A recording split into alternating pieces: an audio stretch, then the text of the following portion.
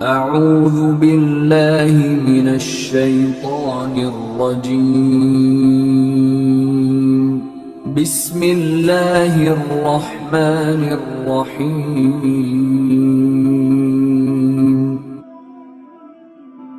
معزز سامعین کرام، جمعۃ الوداع جو ہے وہ آن پہنچا، ماہ رمضان کا آخری جمعہ، اور ماہ رمضان کے اندر اللہ تبارک و تعالیٰ کی توفیق جنہیں نصیب ہوئی انہوں نے روزے بھی رکھے، نماز تراویح بھی ادا کی، قرآن مجید سے دل لگی بھی کی۔ اب جو حقیقی عاشق رمضان ہے اس کا جو دل ہے وہ غم زدہ ہے کہ اللہ کے مہمان مہینہ ہمارے پاس آیا تھا، ہم نے اس کی اس طریقے سے قدر نہ کی جس طریقے سے وہ حق رکھتا تھا اور حقدار تھا۔ اور ماہ رمضان یہ سوچ کر اور بھی غم زیادہ ہوتا ہے کہ پتہ نہیں اگلی دفعہ کسے نصیب ہو کسے نصیب نہ ہو۔ ماہ رمضان کون اس کی گھڑیاں دیکھے، کون اس کی رحمتیں لوٹے، کون اس کی برکتیں حاصل کرے، کس کے حصے میں یہ چیز آتی ہے نہیں آتی۔ آخری جمعہ ہمارے پاس آن پہنچا، اور یاد رکھیں لیکن ایک چیز ہمارے بس کے اندر ہے، رمضان شریف تو چلا جائے گا لیکن نیکی کرنا ہمارے بس میں ہے۔ رمضان شریف اگرچہ چلا جائے گا لیکن نماز تو ہے نا، اللہ کا حکم تو ہے نا، اللہ کا قرآن تو ہے نا۔ رمضان شریف اگرچہ 2-4 دن کے بعد رخصت ہو جائے گا، لیکن اللہ تبارک و تعالیٰ نے جو ہمیں احکامات دیے، رسول اللہ صلی اللہ تعالیٰ علیہ وسلم جو ہمیں تعلیمات دے کر گیا وہ تعلیمات باقی ہیں۔ وہ تعلیمات کیا ہیں؟ باقی ہیں۔ اللہ تبارک و تعالیٰ ہمیں یہ توفیق عطا کر دے کہ جس طرح سے ہم نے رمضان میں عبادات کی، ہم نے نمازوں کی پابندی کی، ہم نے قرآن سے دل لگی کی، ہم نے آقا صلی اللہ تعالیٰ علیہ وسلم کی تعلیمات کو اپنایا، حضور نبی رحمت صلی اللہ تعالیٰ علیہ وسلم کی سنتیں اپنائیں، کوشش کی کہ رمضان ایسے گزارے جس طریقے سے میرے آقا صلی اللہ تعالیٰ علیہ وسلم نے حکم ارشاد فرمایا، اس طریقے سے ہم نے کوشش کی۔ اور یہ جذبہ، یہ ولولہ، یہ شوق، یہ غیر رمضان کے اندر بھی اللہ ہمیں نصیبات فرمائے، اللہ ہمیں نماز پڑھنے کی توفیق عطا کر دے۔ میرے کریم آقا علیہ الصلوۃ والسلام سے جب پوچھا گیا، اما عائشہ الصدیقہ رضی اللہ تعالی عنہا نے پوچھا، یا رسول اللہ صلی اللہ تعالی علیہ وسلم ای الاعمال احب الی اللہ، اے اللہ کے رسول ہمیں بتائیں کہ اللہ کی بارگاہ میں کون سا عمل زیادہ محبوب ہے، میرے رب کو کون سا عمل زیادہ پسندیدہ ہے؟ تو میرے آقا نے پتہ کیا فرمایا؟ قال رسول اللہ صلی اللہ تعالی علیہ وسلم ادومھا وان قل، میرے آقا نے فرمایا اے عائشہ رب کو وہ عمل بڑا محبوب ہے، بھلے تھوڑا ہی کیوں نہ ہو لیکن لگاتار ہونا چاہیے، لیکن ہمیشہ ہونا چاہیے۔ یہ اللہ کو کیا ہے؟ بڑا محبوب ہے کہ تم ہمیشہ کیا کرو جی، اللہ تبارک و تعالیٰ کی بارگاہ سے اور اللہ رب العالمین کی توفیق سے جو نیکیاں شروع کی ہیں نا، پھر اس کو ہمیشہ جاری رکھو، یہ میرے رب کو بڑا محبوب ہے۔ اور یہ رمضان کے اندر کیا ہوتا ہے کہ رمضان میں بڑا جذبہ ہوتا ہے، رمضان میں بڑا شوق ہوتا ہے اور ہونا بھی چاہیے۔ اور جیسے ہی رمضان چلا جاتا ہے مسجدیں ویران ہماری کیوں ہو جاتی ہیں؟ رمضان گیا ہے لیکن نماز تو نہیں گئی نا، رمضان گیا ہے لیکن اللہ کے فرمان تو موجود ہے نا، رمضان شریف تو چلا گیا لیکن اللہ تبارک و تعالیٰ کے نبی جو ہمیں تعلیمات دے کر گئے، جو قرآن دے کر گئے، وہ قرآن بھی باقی ہے، وہ تعلیمات رسول اللہ بھی باقی ہیں۔ تو جس طریقے سے رمضان کے اندر ہم شوق و ذوق کے ساتھ عبادات کرتے ہیں، بعد میں جو سستی آنی ہے اس سستی کو نہیں آنے دینا انشاءاللہ۔ ہم نے اب نمازیں شروع کی تو رسول اللہ کا فرمان بہترین عمل وہ ہے جو بھلے تھوڑا ہی کیوں نہ ہو لیکن کیا ہو جی، ہمیشہ ہو، لگاتار ہو، متواتر ہو، مداومت سے ہونا چاہیے۔ یہ میرے محبوب صلی اللہ تعالی وسلم نے فرمایا کہ اللہ کو بڑا محبوب ہے۔ اور پھر رمضان آیا، رمضان کے جو یہ روزے دیکھے اس میں بھی برکتیں تھیں۔ آپ رب کا فرمان دیکھیں، یہ رمضان کا مہینہ توبہ اور استغفار کا مہینہ بھی ہے، جہنم سے آزادی کا بھی مہینہ ہے۔ اللہ رب العالمین نے قرآن مجید کے اندر فرمایا کہ بندے کو اپنا محاسبہ کرنا چاہیے، سوچنا چاہیے کہ میں پہلے کیا کرتا رہا، اب میں نے آگے کیا کرنا ہے، اور جو غلط کام پہلے کر چکا اب اللہ کی بارگاہ سے ان کی معافی مانگنی ہے۔ یا ایھا الذین آمنوا توبوا الی اللہ توبۃ نصوحا، اے ایمان والو ایسے توبہ کرو کہ پکی توبہ ہونا چاہیے۔ توبوا الی اللہ توبۃ نصوحا، اے ایمان والو اللہ کی بارگاہ میں آ جاؤ، توبہ استغفار کرو، توبہ ایسی کرو نصوحا، پختہ اور پکی توبہ ہونا چاہیے۔ حضرت حسن بصری رحمۃ اللہ تعالی علیہ آپ فرماتے ہیں توبہ تو نصوحا کا مطلب پتہ کیا ہے؟ اس کا مطلب ہے کہ توبہ کے 4 ستون ہیں، 4 پلر ہیں توبہ کے، وہ کھڑے کرنے ہیں تم نے۔ اور جب تم نے توبہ تو نصوحا کے 4 پلر کھڑے کر لیے نا، پھر اللہ تبارک و تعالیٰ تمہارے پچھلے سارے گناہ معاف کر دے گا۔ وہ کون سے؟ آپ نے فرمایا پہلا توبہ کا ستون یہ ہے، پہلا ستون کہ بندہ زبان سے کیا کرے جی؟ اپنے گناہوں کی معافی مانگے۔ پہلا ستون ہے کہ زبان سے مالک میں اپنے گناہوں کی معافی مانگتا ہوں، مالک میں تیری بارگاہ سے توبہ استغفار کا سوالی بنتا ہوں، سوال کرتا ہوں، یہ پہلا ستون ہے۔ اور آپ نے فرمایا دوسرا ستون یہ ہے توبہ کا کہ بندہ دل کے اندر شرمندہ ہو، بندہ نادم ہو، مالک میں خطا کار، میں گناہ گار، مجھ سے خطائیں ہوگی، مالک میں دل سے تسلیم کرتا ہوں اور زبان سے اس کی معافی کا درخواست کرتا ہوں۔ یہ دوسرا پلر ہے کہ بندہ دل سے شرمندہ ہونا چاہیے۔ اور نمبر 3، تیسرا ستون پتہ کیا ہے؟ اپنے جسم کو، اپنے اعضاء کو، اپنی زبان کو، اپنی آنکھوں کو بندہ گناہوں سے بچا کر رکھے۔ جو پہلے ہو چکے اب نہ تو قدم اس کی جانب بڑھیں اور نہ ہی ہاتھ اس کی جانب بڑھیں اور نہ ہی آنکھیں بد نگاہی کے اندر کیا ہوں؟ مبتلا ہوں۔ فرمایا کہ تیسرا ستون یہ ہے توبہ کا کہ بندہ اپنے اعضاء کو گناہوں سے محفوظ کر لے۔ اور آپ نے فرمایا چوتھا ستون یہ ہے، چوتھا ستون بندہ عزم کر لے کہ آئندہ کے بعد میں کوئی گناہ نہیں کروں گا، آئندہ کے بعد میں کوئی گناہ۔ یہ 4 ستون ہیں، یہ 4 ستونوں پر جب اس کی توبہ کھڑی ہوگی نا تو پھر کیا ہے؟ اللہ تبارک تعالیٰ فرماتا ہے کہ پھر ایسے تائب کے لیے، توبہ کرنے والے کے لیے ہم جہاں گناہ معاف کرتے ہیں وہاں نیکی بھی عطا کرتے ہیں اس گناہ گار کو۔ فرمایا کہ نمبر 1 بندہ زبان سے معافی مانگے، نمبر 2 بندہ پھر دل سے تسلیم کرے، شرمندہ ہو دل سے، اور نمبر 3 پھر بندہ اپنے اعضاء کو، پورے جسم کو گناہوں سے بچا کر رکھے، اور نمبر 4 پکا عزم کرے جو پہلے ہوا سو ہوا اب میں۔ اور ایسے تائب کے لیے اللہ کی رحمتیں ہوتی ہیں، اللہ تبارک و تعالیٰ ایسے تائب کا استقبال کرتا ہے۔ میرے محبوب علیہ الصلوۃ والسلام کے پاس دیکھیں پھر رب العالمین کی رحمتیں اور رب العالمین کی عنایتیں اور برکتیں نصیب ہوتی ہیں، پھر اس گھر میں بھی برکتیں ہوتی ہیں۔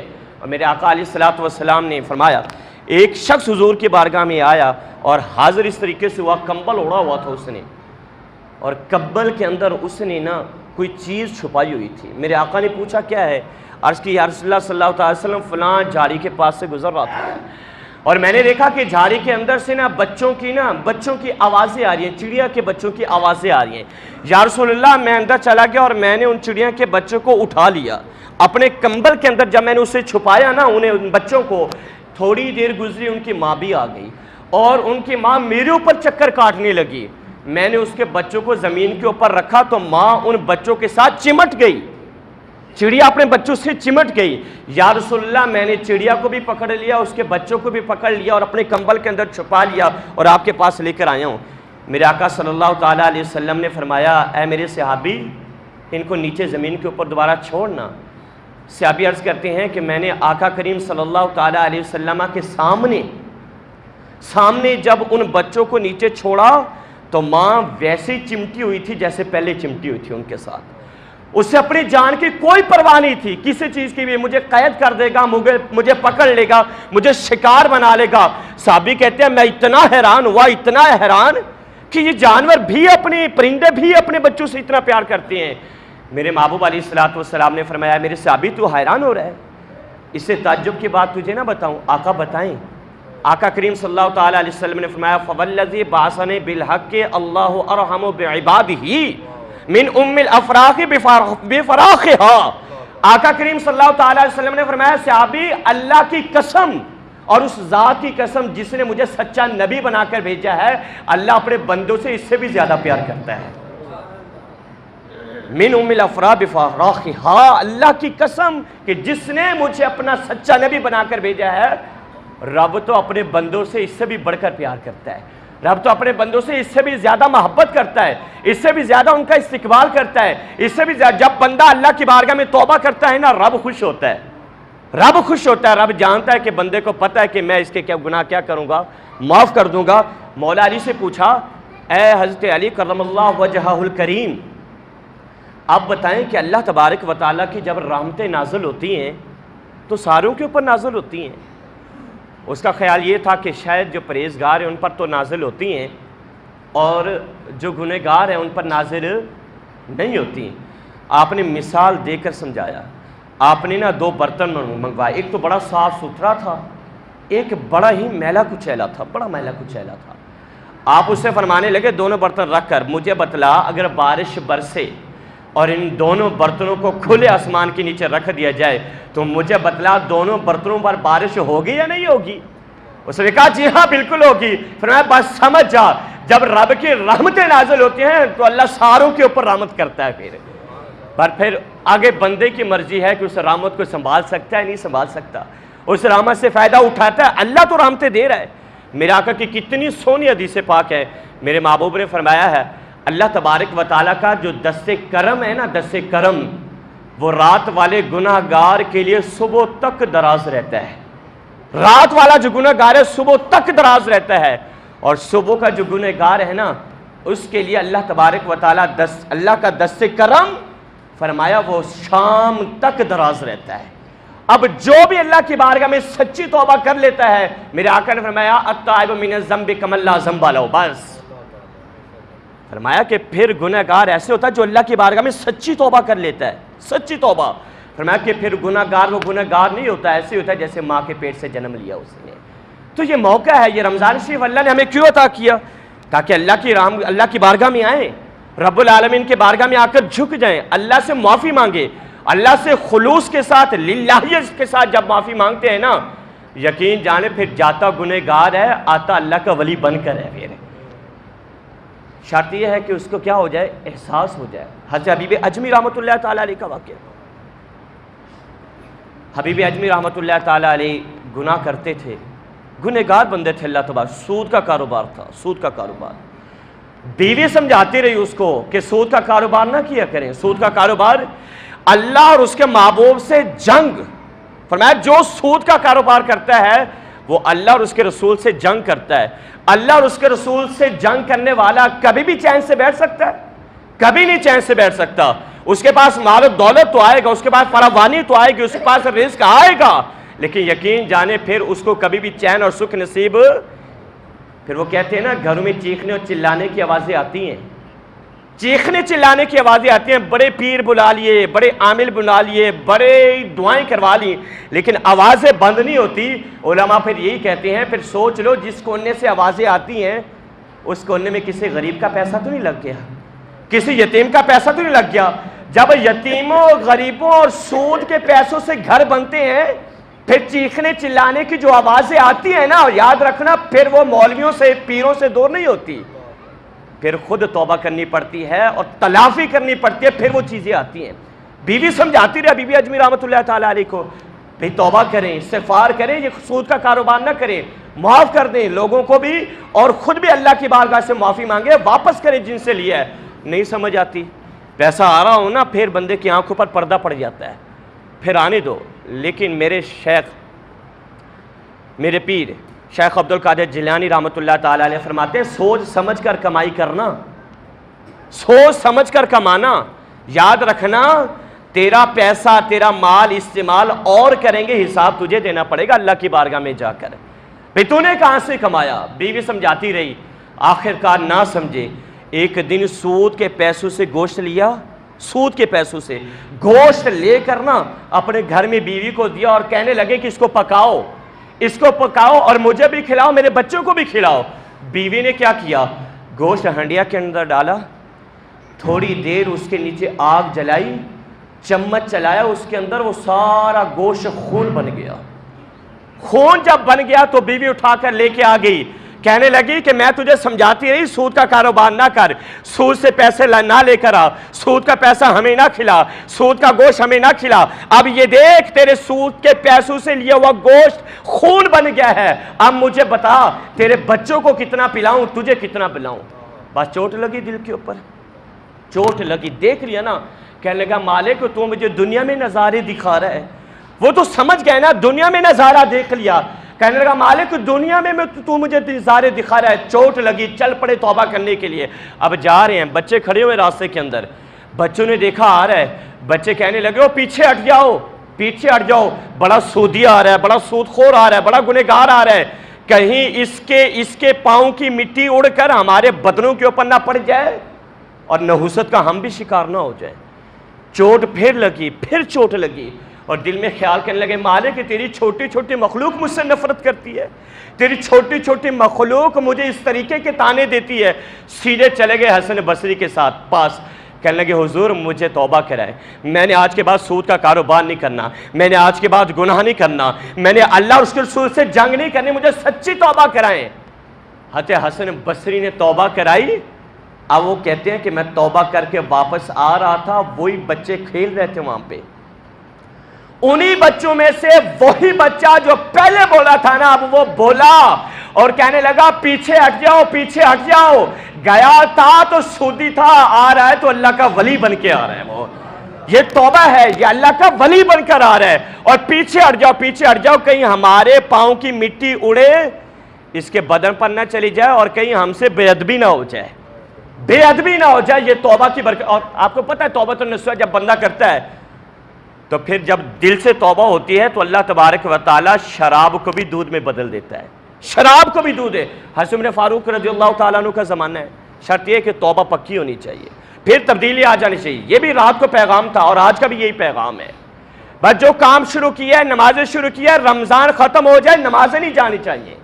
رمضان چلا جائے گا پھر توقع ہے دوبارہ بھی آئے گا انشاءاللہ. ہم اللہ سے تو دعا کریں گے مالک ہمیں دوبارہ بھی رمضان دکھا. لیکن رمضان تو رخصت ہو رہا ہے نا 2-4 دن کے بعد، چلا جائے گا رمضان المبارک. لیکن ہم نے عہد کرنا ہے کہ ہم نمازیں شروع کر لی ہیں، بس اب نمازی بن کے رہیں گے. اب نیکی شروع کر لیا تو نیک بن کر رہیں گے. اب ہم نے اللہ سے یاری لگا لیا، دوستی لگا لی ہے، تو اب دوستی ٹوٹنے نہیں دیں گے انشاءاللہ، دوستی ٹوٹنے نہیں دیں گے. حضرت عمر فاروق رضی اللہ تعالیٰ عنہ کا زمانہ ہے. آپ کو پتہ ہے کہ جاہ جلال بڑا تھا عمر فاروق کا، بڑے جلالی تھے، اور آپ ہاتھ کے اندر درہ رکھتے تھے، گلیوں کے اندر چکر لگانا. سامنے سے دیکھا ایک شرابی آ رہا ہے تو شرابی نے بھی دیکھا عمر فاروق رضی اللہ تعالیٰ عنہ آ رہے ہیں. اب دیکھا شرابی کے پاس بوتل بھی ہے، اس نے شراب پی بھی ہوئی ہے. اب حضرت عمر رضی اللہ تعالیٰ عنہ کو جب دیکھا، نظر پڑی تو غیظ سے کام کیا اور دل میں پریشان ہوا. اور جب اس کے اتنی زیادہ پریشانی لاحق ہوئی کہ عمر فاروق تو مجھے درے مارے گا، اب نا بغل کے اندر چھپا کر آنکھیں جھکا کر اللہ کی بارگاہ میں بس توبہ کی، مالک آج بچا لے، دوبارہ نہیں پیوں گا. بس یہ الفاظ منہ سے نکلنے تھے. عمر فاروق قریب آئے اور پوچھا تیری بغل کے اندر کیا ہے، نکال کر مجھے دکھا. اس نے نا کانپتے ہوئے لرزتے ہوئے کہا امیر المومنین میری بغل میں کوئی شراب نہیں ہے، میری بغل میں تو دودھ کی بوتل ہے. آپ نے سنا دکھا، دکھائی تو واقعی دودھ بن چکی تھی وہ شراب، وہ واقعی دودھ بن. عمر فاروق نے دیکھ تو لیا تھا اور اس گنہگار نے بھی دیکھ لیا، بڑے پریشان ہوئے. عمر فاروق عرض کرنے لگے مالک میں نے دیکھی یہ شراب تھی، دودھ کی بوتل کیسے بن گئی؟ غیب سے آواز آئی عمر یہ سب کچھ توبہ کی برکت سے ہوا ہے. اور حضرت موسیٰ علیہ السلام کے بارے میں سنا، اس کی امت کا گنہگار، چلو یار بارش نہیں ہو رہی، معافی مانگتے ہیں، معافی مانگتے ہیں، بارش کے لیے دعا کرتے ہیں، بارش ہو جائے. سارے لوگ جمع ہو گئے، مجمع لگ گیا، دعا کر رہے ہیں بارش نہیں ہو رہی، دعا کر رہے ہیں بارش نہیں ہو رہی، دعا کر رہے ہیں بارش نہیں ہو رہی. اللہ تبارک تعالیٰ نے جبریل امین کو بھیجا، میرے کلیم کو جا کر بتلاؤ تیرے اس مجمع میں ایک ایسا گنہگار ہے جس کی وجہ سے بارش، اسے کہو یہاں سے نکل جائے. وہ نکلے گا، اللہ آپ کی دعاؤں کو قبول کرے گا، بارش بھی نازل کر دے گا. موسیٰ علیہ السلام نے اعلان کیا. ہر بندے کو پتہ تو لگ جاتا ہے نا میں کیا کرتا رہا ہوں، اپنا تو ہر ایک کو پتہ ہے نا. اس کو پتہ چل گیا کہ میرے بارے میں حکم آیا ہے. بس آنکھیں جھکا لی، آنکھوں سے آنسو آئے، آنسو نکلے، مالک آج بچا لے، دوبارہ گناہ نہیں کروں گا. موسیٰ علیہ السلام نے اعلان کیا، کوئی مجمع سے نہیں اٹھا، اس نے توبہ کی، بارش برسنا شروع ہوگی. موسیٰ علیہ السلام نے اللہ کی بارگاہ میں عرض کی مالک بندہ تو گیا نہیں، بارش کیسے برس کی؟ اللہ تبارک تعالیٰ نے فرمایا اے موسیٰ اب ہم نے اس سے یاری لگا لی ہے، وہ ہمارا یار بن گیا اور ہم اس کے یار بن گئے ہیں. موسیٰ علیہ السلام نے عرض کی مالک چلو یار بن گیا، دکھا تو دے وہ ہے کون؟ اللہ رب العالمین نے فرمایا اے موسیٰ جب نافرمان تھا، جب نہیں دکھایا، اب تو یار بن گیا ہمارا، اب تو ہماری یہ ہے توبۃ النصوح کہ بندہ جب توبہ کرتا ہے تو پھر اللہ کی رحمتیں بھی شروع ہو جاتی ہیں، برکتیں بھی شروع ہو جاتی ہیں اور ساری مشکلات آسان ہو جاتی ہیں۔ حبیب اجمی آپ ہی فرماتی ہیں میرے پاس ایک بندہ ایسا تھا، گنہگار تھا، سود کا کاروبار، شراب پینا، ساری برائیاں اس کے اندر تھی۔ میں اس کو کہتا توبہ کر، میں اس کو کہتا توبہ کر، توبہ نہیں کرتا تھا۔ محدث ابن جوزی نے اس کو لکھا، فرمایا ایک دن صبح آ گیا، اور صبح ایک دن جب آیا نا، مجھے آ کر کہنے لگا حضرت مجھے توبہ کرا دے، مجھے توبہ کرا دے، مجھے توبہ کرا دے۔ میں نے کہا تجھے کیا ہوا؟ پہلے تو ہم کہتے رہے توبہ کر، اب تو خود کہہ رہا ہے مجھے توبہ کرا دو، ہوا کیا ہے؟ کہنا ایک بچہ آیا تھا مجھے توبہ کرا کر چلا گیا، ایک بچہ۔ فرمایا کہاں سے ملا، کہاں سے آیا؟ تو وہ بتانے لگا، حبیب اجمی رحمۃ اللہ تعالی علیہ کو بتانے لگا کہ میں بغداد کے بازار کے اندر گیا اور میں نے وہاں جا کر سامان خریدا، مچھلی بھی خریدی، ساز و سامان خریدا، اور خرید کر سامان بوجھل ہوا تو لوگ بیٹھے ہوئے تھے جو سامان لے کر جاتے تھے۔ میں نے کہا یار میرے ساتھ کوئی چلے گا؟ ایک بچہ آیا جس کی عمر تقریباً 11 سے 12 سال تھی۔ کہنے لگا چچا اگر آپ اجازت دے تو میں آپ کے ساتھ چلوں؟ میں چلتا ہوں آپ سے لے کر۔ 3 دینار مزدوری اس کے ساتھ طے پائی۔ حبیب اجمی رحمۃ اللہ تعالیٰ علیہ فرماتے ہیں وہ مجھے بیان کر رہا تھا اور کہہ رہا تھا میں اس بچے کو لے کر نا، میں نے ایڈریس بتایا، ساری چیزیں بتلائیں اور اس کو ساتھ لے کر چلا گیا۔ سامان اس نے اٹھایا ہوا، سامان اٹھاتے زور کا ٹائم ہوا نا، اب بچہ مجھے کہنے لگا اے چچا، بڑی درخواست کر کے منت سماجت کرتے، چچا اگر آپ اجازت دے تو میں ظہر کی نماز پڑھ لوں، میں ظہر کی نماز پڑھ لوں۔ میں نے اجازت دے دی اس کو، میں باہر بیٹھ گیا، بچہ مسجد کے اندر چلا گیا، اس نے ظہر کی نماز جلدی پڑھی۔ میں نے کہا بیٹا تو جلدی نماز پڑھ کے آ گیا؟ کہنے لگا چاچا میں اس لیے جلدی نماز پڑھ کے آؤں کہ آپ یہ نہ سوچے یہ کام چور ہے، میں اپنی مزدوری بھی صحیح طریقے سے کرتا ہوں، حلال طریقے سے کرتا ہوں۔ کیوں؟ میرے ماں باپ نے کہا تھا حرام نہیں لے کر آنا، حلال لے کر آنا۔ کہہ رہے میں حیران ہو گیا، میں پریشان ہو گیا۔ بہرحال اس نے سامان اٹھایا، گرمی بہت تھی، میں نے کہا بیٹا سامان مجھے دے دے تھوڑا، میں اٹھا لیتا ہوں۔ کہنے لگا چچا نہیں، 3 درہم مزدوری طے پائی ہے نا تو سامان میں نے آپ کے گھر کے اندر پہنچانا ہے، اگر آپ سامان لیں گے تو میں مزدوری پوری نہیں لوں گا، کیونکہ میں نے مکائی ہے، میں نے طے کی ہے کہ میں آپ کے گھر کے اندر چھوڑ کر آؤں گا۔ کہہ رہے میں بڑا حیران، میں بڑا پریشان۔ بہرحال وہ گھر کے اندر آیا، جب گھر کے اندر آیا نا تو اس نے سامان رکھ دیا، میں پیسے لینے چلا گیا۔ جب میں پیسے لینے گیا میں نے بیوی کو کہا بڑا پرہیزگار بچہ آیا ہے، بڑا نیک بچہ آیا ہے، بڑا نمازی بچہ آیا ہے۔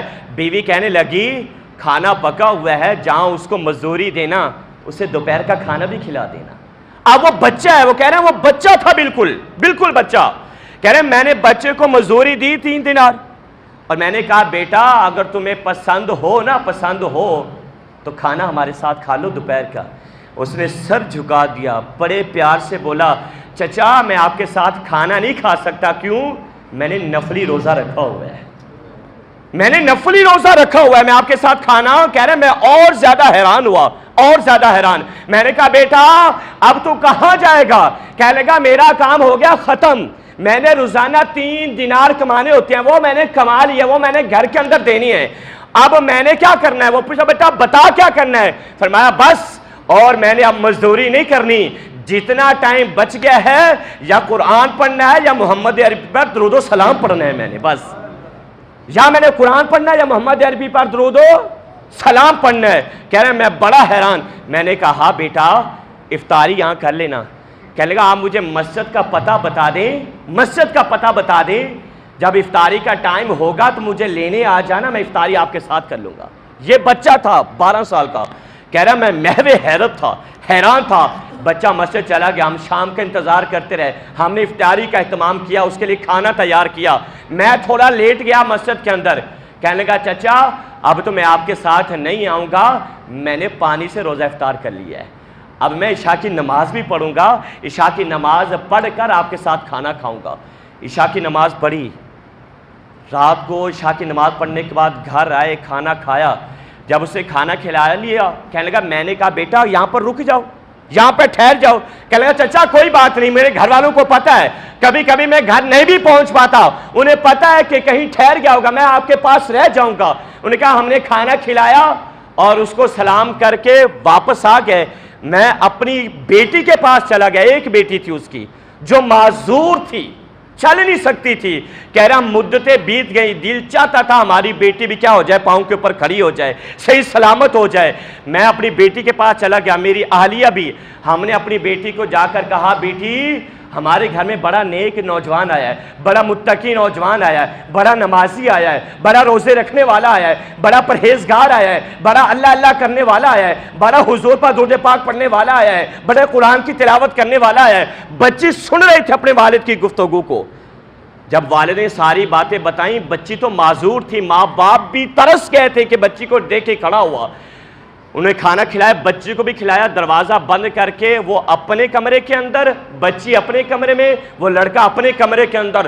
رات کا وقت ہوا نا تو ماں باپ کے دروازے کے اوپر دستک ہوئی، ماں باپ پریشان کہ اس وقت کون آ گیا، بچی چل سکتی نہیں ہے، تو کیا دیکھتی ہیں، اس کا والد کہتا ہے کہ ہم نے دیکھا کہ جس بچی کو دیکھنے کے لیے کہ کھڑے ہو آنکھیں ترس گئی تھی، جب دروازہ کھولا وہی بچی سامنے کھڑی ہوئی تھی، دروازے کے پاؤں کے اوپر کھڑی ہوئی تھی۔ میں نے کہا بیٹا تو ٹھیک ہو گئی، تجھے اللہ نے صحت عطا کر دی، تجھے اللہ تبارک و تعالیٰ نے قدم عطا کر دے، کیسے؟ کہنے لگی ابا آپ نے جو کہا تھا بڑا پرہیزگار آیا ہے، بڑا متقی آیا ہے، ابا جان میں نے تو اور کوئی کام نہیں کیا، اسی بچے کے صدقے سے دعا کی ہے، میری دعا ختم بعد میں ہوئی، اللہ نے صحت پہلے عطا کر دی تھی مجھے، اللہ نے مجھے صحت پہلے۔ کہہ رہے ہیں ہم دوڑے، میں بھی دوڑا، میری بیٹی بھی دوڑی، میری بیوی بھی دوڑی اسی کمرے کی طرف جس میں نوجوان تھا، جس میں بچہ لیٹا ہوا تھا، ہم دوڑے کہ اس کا شکریہ ادا کریں، اس کے قدم پکڑ لیں، بیٹا تیرے آنے سے برکتیں ہو گئی، تیرے آنے سے شفا مل گئی، تیرے آنے سے رحمتیں ہو گئی۔ کہہ رہے ہم نے دروازہ کھولا تو بچہ وہاں پر نہیں تھا، ایک رکا رکھا اس نے لکھا مجھے پتا چل گیا ہے کہ میرا راز فاش ہو گیا ہے، مجھے پتا چل گیا ہے کہ میرے سارے راز کیا ہو گئے ہیں جی، عیا ہو گئے ہیں، بس میں نے یہ ساری کرامت اس لیے نہیں دکھائی کہ تم میرے پیچھے دوڑو، میرے مرید بن جاؤ، مجھے نذرانے پیش کرو، نا، میری اتنی درخواست ہے اگر تم مجھ سے تھوڑی سی بھی محبت کرتے ہو نا تو اللہ کی بارگاہ میں جھک جانا، اللہ کے ہو جانا، اللہ کے بن جانا، تم اللہ کے بن جانا، میں تم سے راضی ہو جاؤں گا۔ حبیب اجمی کو وہ شخص کہنے لگا بس یہ بچے کا پیغام تھا، اگر تم مجھ سے محبت کرتا ہے تو اللہ کی بارگاہ میں کیا ہو جا، سجدہ ریز ہو جا، توبہ کر لا۔ وہ بچہ مجھے توبہ کرا کر چلا گیا ہے، وہ بچہ مجھے سیدھا راستہ دکھا کر چلا گیا ہے، میں توبہ کرتا ہوں، نہ آج کے بعد سود لوں گا، نہ آج کے بعد گناہ کروں گا، نہ آج کے بعد شراب پیوں گا، نہ آج کے بعد کسی کے ساتھ زیادتی کروں گا، نہ کسی کے اوپر ظلم کروں گا، نہ کسی کا حق ماروں گا آج کے بعد۔ یہ توبہ کی برکتیں ہیں، جب بندہ توبہ کرتا ہے اللہ تبارک و تعالیٰ پچھلے سارے گناہ کو معاف کر دیتا ہے۔ اللہ ہمیں بھی معاف کرے، اللہ ہمارے رمضان کے روزوں کو قبول فرمائے۔ اللہ رب العالمین رات کو جو ہم نے شب بیداری کی، رات کو جاگے، جو ذکر کیا، جو نعتیں سنی، جو واعظ و بیان ہوا، اللہ اس کو قبول فرمائے اپنی بارگاہ کے اندر، اور یہ موقع بار بار اللہ ہمیں عطا کرتا رہے۔ آمین۔ وآخر دعوانا